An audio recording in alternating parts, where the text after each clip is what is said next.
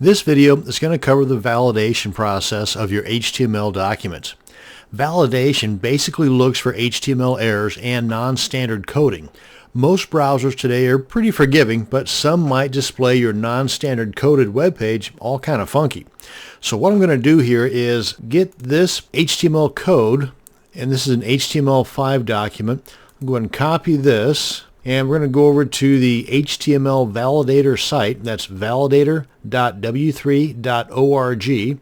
And there's three different ways in which we can validate our web page.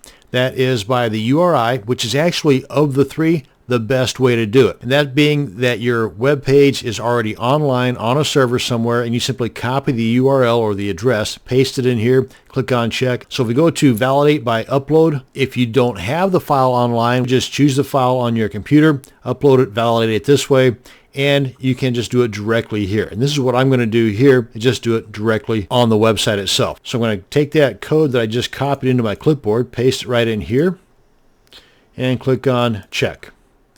And you get green across the board. Ta-da, we're good to go. Even though this does say this document was successfully checked, and you got the green line here, which means it works, it passed, it does give you the two warnings. Now, if the same exact file were uploaded to a server, then these two warnings would not be there. That's the only difference. Again, it works perfectly as it is, but you do get these little bitty warnings that you would not be getting if it were uploaded and going through a server. Okay, now let me show you how this works by taking one little item out of this code to make it not pass, just to give you an idea as to what it looks like. Okay, so let's go ahead and refresh this.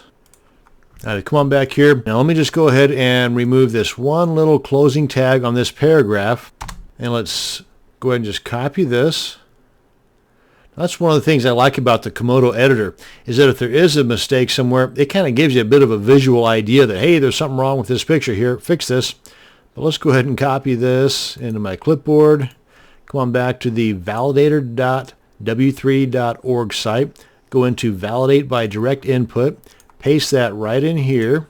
Click on check. Remember, there was only that one little thing that I did wrong intentionally.